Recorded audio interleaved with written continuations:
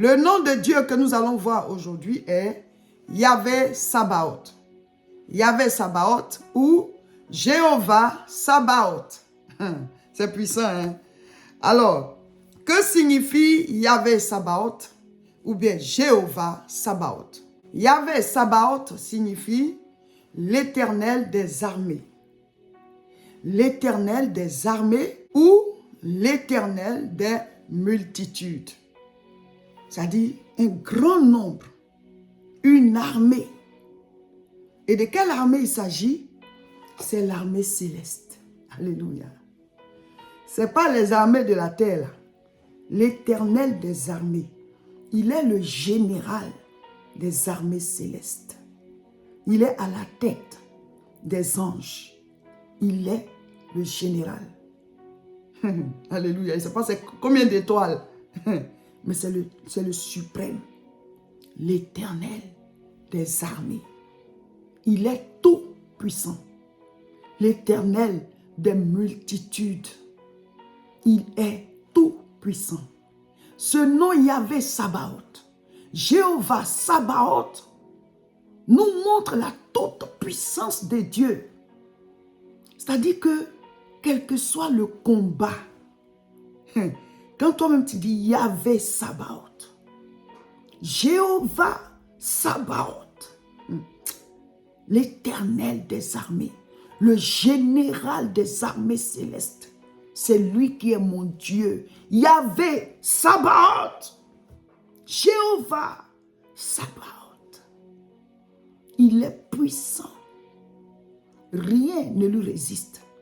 Rien n'est plus grand que lui. Rien n'est plus fort que lui. La vie vient de lui. Il parle, la terre fait silence. Yahvé Sabaoth.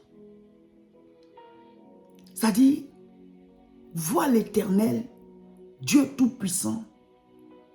C'est-à-dire, fais-toi une idée d'un général suprême au-dessus d'une armée, une grande armée. Et il y a la tête. Les anges, les archanges, les chérubins, très puissants. C'est lui le créateur. Et il est le chef de l'armée.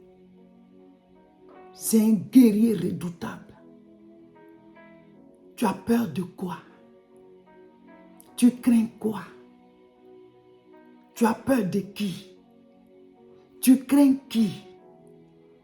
Dieu ne dit pas d'aller faire des bêtises pour l'invoquer. Mais quand tu es en conflit, quand quelqu'un t'en veut, quand quelqu'un veut de ta vie, quand quelqu'un te combat, toi tu dois savoir qui est avec toi. Qu'est-ce que David a dit? Il a dit à Goliath, tu viens contre moi avec l'épée, la lance et le javelot. Mais moi, je viens contre toi avec l'Éternel des armées. Oh, Sabaoth. Yahvé Sabaoth. Donc notre papa là, il agit sur plusieurs dimensions. Et selon les dimensions, il change de casquette. Quand il te sanctifie là, il est Yahvé Mukadesh. Quand tu veux l'appeler papa, tu dis Abba. Alléluia. Quand tu veux qu'il pourvoie tes besoins, tu dis Yahvé Jireh.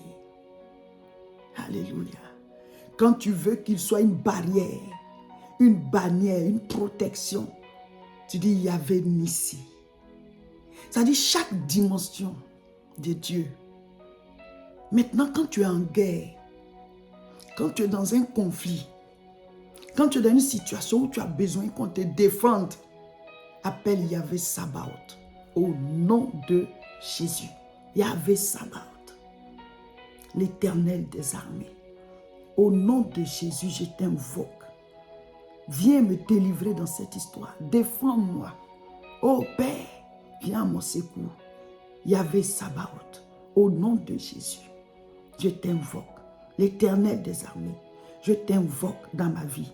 Je t'invoque dans cette situation. Je n'ai que toi. Tu es ma protection. Yahvé Sabaoth. Au nom de Jésus, je t'appelle dans la vie de mes parents. Yahvé Sabaoth. Défends-les, protège-les. Yahvé Sabaoth, l'Éternel des armées. Je t'appelle dans la vie de mes enfants. Seigneur, protège-les. Défends-les, sois avec eux. Yahvé Sabaoth, je t'appelle dans mon travail. Yahvé Sabaoth, je t'appelle dans telle situation. Je t'appelle au tribunal pour cette affaire. Yahvé Sabaoth, je t'appelle pour ma parcelle. Yahvé Sabaoth, j'ai déposé des papiers pour telle chose. Il y a telle opposition. Yahvé Sabaoth, l'Éternel des armées. Au nom de Jésus, je t'invoque. J'invoque la dimension Sabaoth de Dieu. Yahvé Sabaoth, l'Éternel des armées. Celui-là qui est à la tête de l'armée céleste. Lève-toi, Seigneur. Lève-toi, Yahvé. Lève-toi, Jéhovah Sabaoth. Lève-toi, Jéhovah Sabaoth. Au nom de Jésus, je t'invoque. Jéhovah Sabaoth, défends-moi, l'Éternel des armées. Jéhovah Sabaoth, défends ma cause, l'Éternel des armées. Lève-toi, Jéhovah Sabaoth. Alléluia. Ouais, c'est puissant. C'est-à-dire que moi-même, j'explique, mais je sens l'onction. Je sens l'onction. Yahvé Sabaoth. Dieu est réel. Dieu est réel. L'Éternel des armées. Jéhovah Sabaoth. Amen. On va lire les versets bibliques où il y a ça, où il y a Jéhovah Sabaoth, Yahvé Sabaoth. Je vous ai déjà dit qu'ils ont traduit, donc tout sort en français. Tout sort en français. Voilà, mais je vous montre là où c'était écrit avant la traduction. Ésaïe chapitre 6, on va lire à partir du verset 1. Voilà, c'est ici, voilà, on va voir tout à l'heure, là où ils ont dit l'Éternel des armées. Ésaïe 6 à partir du verset 1. L'année de la mort du roi Osias, je vis le Seigneur assis sur un trône très élevé et les pans de sa robe remplissaient le temple. Waouh! Des séraphins se tenaient au-dessus de lui. Ils avaient chacun 6 ailes, 2 dont ils se couvraient la face, 2 dont ils se couvraient les pieds et 2 dont ils se servaient pour voler. Ils criaient l'un à l'autre et disaient « Saint, Saint, Saint est l'Éternel des armées. » Donc, si on met le vrai nom, parce que quand on dit l'Éternel des armées, l'Éternel, on vous a déjà dit que c'est Yahvé ou bien Jéhovah. Maintenant, des armées, là, c'est Sabaoth. Donc, ici, il crie Saint, Saint, Saint est Yahvé Sabaoth. Saint, Saint, Saint est Jéhovah Sabaoth. Ici, ce sont des séraphins qui sont en train de crier ça pendant que Dieu siège sur son trône. Parce que eux, ils voient le côté puissance guerrière, combattante. C'est-à-dire la force de frappe de Dieu. Saint, Saint, Saint est Yahvé Sabaoth. Saint, Saint, Saint est Jéhovah Sabaoth. Alléluia. Ouais. On continue. Ésaïe 6, verset 3. On reprend. Ils criaient l'un à l'autre et disaient « Saint, Saint, Saint est l'Éternel des armées. Toute la terre est pleine de sa gloire. » Saint, Saint, Saint est l'Éternel des armées. Toute la terre est pleine de sa gloire. Verset 4.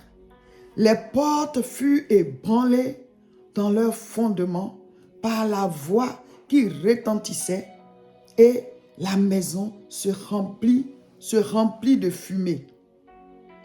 Verset 5.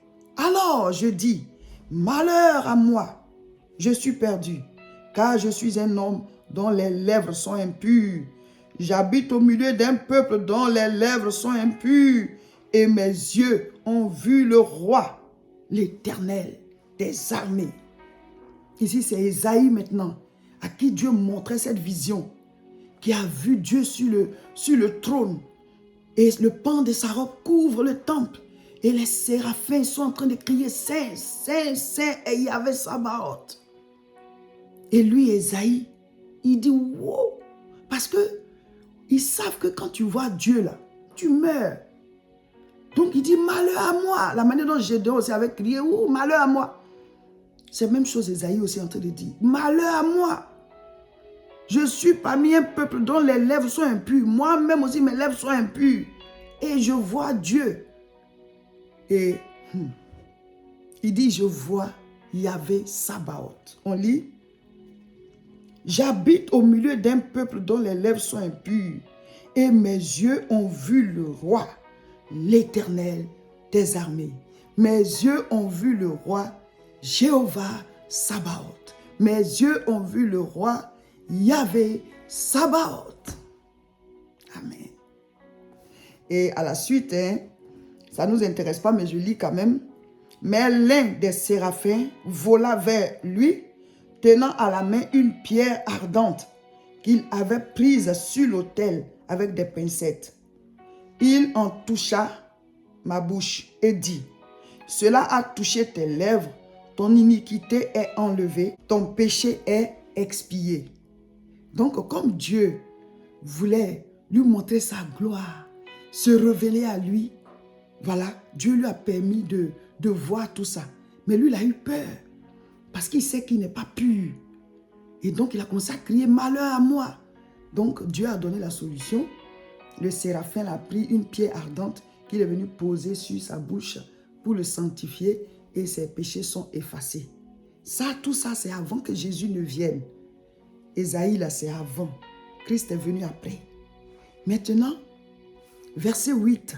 Je vous dis, ça ne nous intéresse pas, mais c'est bien dont je lis. J'entendis la voix du Seigneur disant, qui enverrai-je et qui marchera pour nous? Je répondis, me voici, envoie-moi. Oh Seigneur!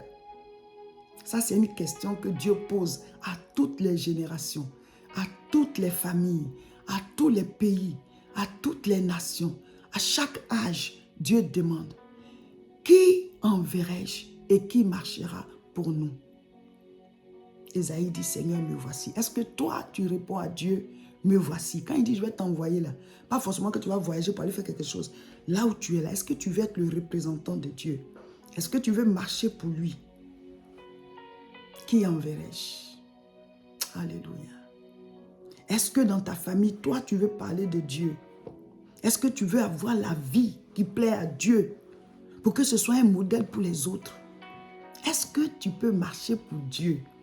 Est-ce que tu veux renoncer au péché pour le représenter? Qui enverrai-je et qui marchera pour nous? On va continuer, il y avait Sabaoth là. C'est puissant la parole. On comprend pourquoi les gens ont passé 3 jours à écouter Jésus et puis ils n'avaient pas faim. Ça nous nourrit. Lisons encore Psaume chapitre 24 du verset 9 au verset 10. Portes, élevez vos linteaux. Élevez-les, portes éternelles, que le roi de gloire fasse son entrée. Qui donc est ce roi de gloire? L'Éternel des armées. Voici le roi de gloire. Portes, élevez vos linteaux, ouvrez-vous, que le roi de gloire fasse son entrée. Qui donc est ce roi de gloire? L'Éternel des armées, le combattant, le chef suprême de l'armée céleste. Il est le chef suprême de l'armée céleste. Vous voyez, dans chaque pays, on dit le chef suprême de l'armée, c'est le président ou bien le roi. Il est le numéro 1 sur l'armée. Donc, de la même manière, au ciel, le chef suprême de l'armée céleste, c'est Dieu. C'est sur ça que les hommes ont regardé pour dire que sur la terre, là, le président, il est le chef suprême de l'armée du pays. C'est comme ça. Il est plus que le général. Il est le chef suprême des armées. C'est pour ça que pendant les fêtes nationales, les armées défilent devant le président ou bien devant le roi. Il est le chef suprême. En tout cas, le président, celui qui coiffe le pays, les armées lui doivent soumission, ils lui doivent allégeance. Donc, au ciel, Dieu est le chef suprême de l'armée céleste. Les anges qui combattent, le chef, c'est Dieu. Il s'appelle Yahvé Sabaoth. Jéhovah Sabaoth. Ça signifie l'Éternel des armées. L'Éternel des multitudes. L'Éternel combattant. Le chef suprême de l'armée céleste. Alléluia. Respect. Respect. Respect. Allégeance. Alléluia. Lui, ces grades-là, ces galons-là, on ne peut plus compter. Il est le suprême. Nous allons lire des versets où on dit que l'Éternel va combattre pour nous. Dieu combat pour nous. Dieu combat pour nous. Amen. Deutéronome 3, verset 22. Ne les craignez point, car l'Éternel, votre Dieu, combattra lui-même pour vous. Mon frère, ma soeur, quand tu pries, quand tu te confies à Dieu, Dieu combat pour toi.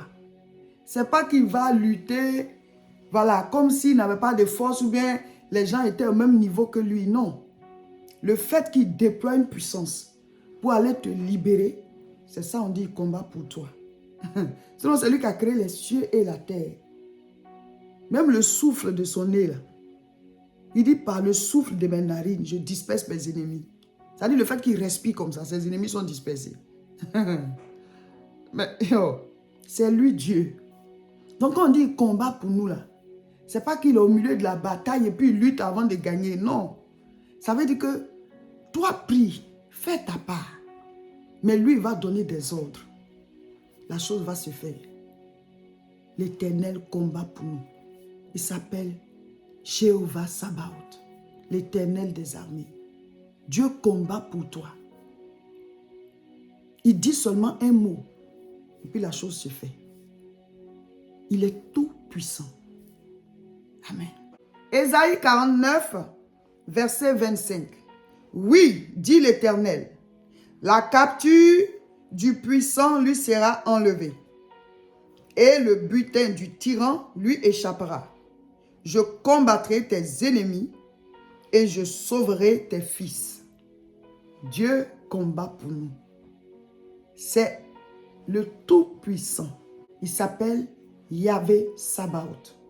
Il s'appelle Jéhovah Sabaoth. L'Éternel des armées.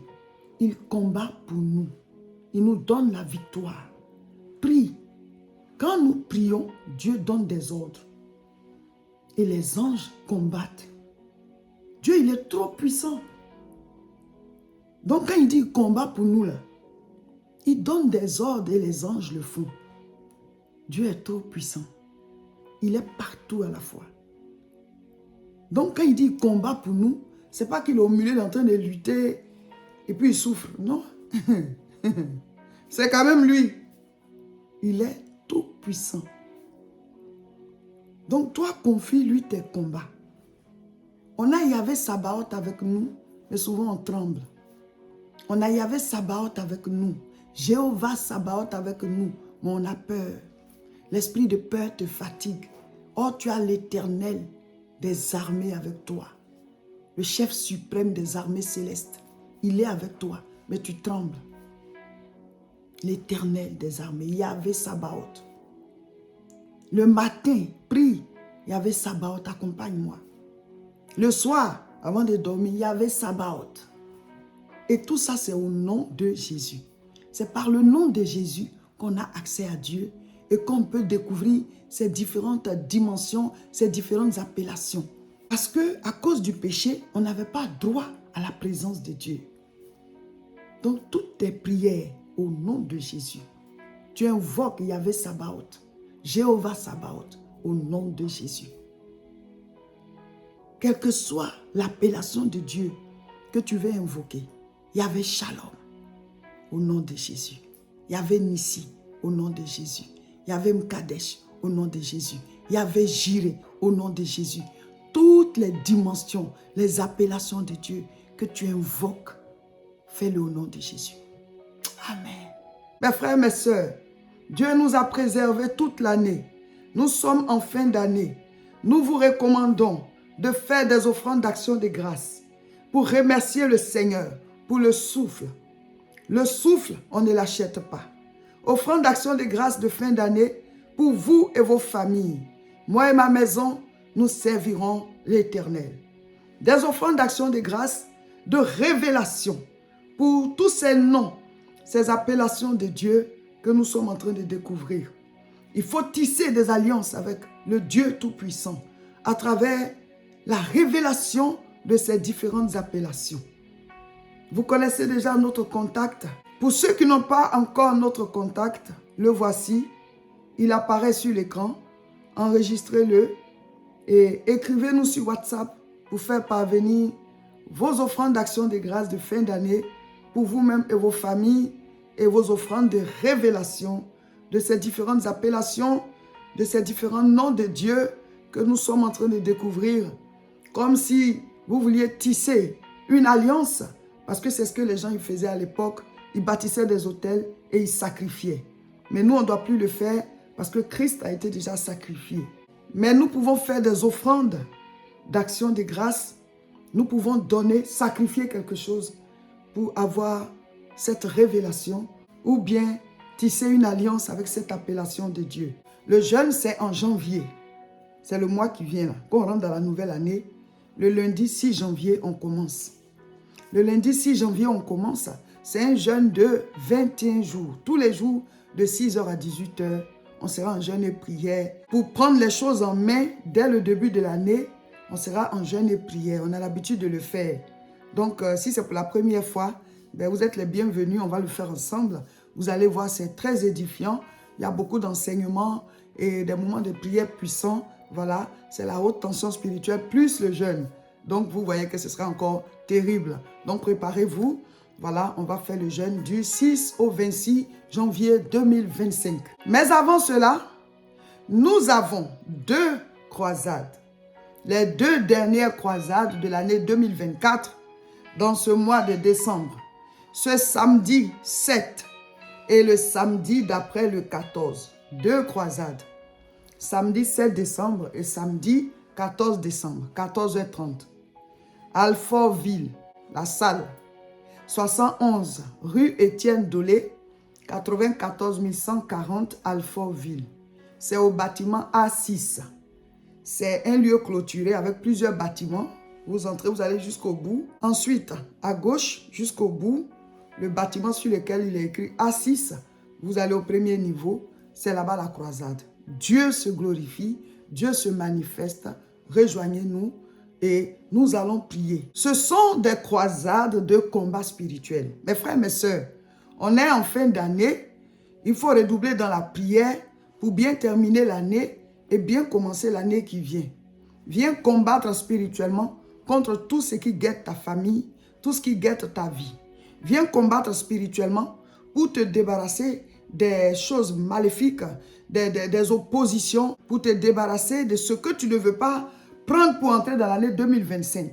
Viens combattre spirituellement pour te débarrasser de tout ce qui a été négatif dans ta vie en 2024. Viens combattre spirituellement pour détruire les jougs. Viens combattre spirituellement pour appeler à l'existence le plan de Dieu dans ta vie. Viens combattre spirituellement pour libérer tout ce qui est à toi. Viens combattre spirituellement pour libérer ta famille. Même si toi tu es déjà libéré, mais tu dois prier pour ta famille. Le 31 décembre, on aura une grande veillée de fin d'année. Ce sera ici, à Roubaix. Voilà, ce n'est pas dans la salle de l'église qui est à Tourcoing, c'est à Roubaix. Voici l'adresse. Venez de 21h jusqu'au matin. On va prier, proclamer, prêcher la parole de Dieu. On va célébrer. Ça sera tout simplement glorieux. Donc, venez. On va rentrer dans l'année en prière.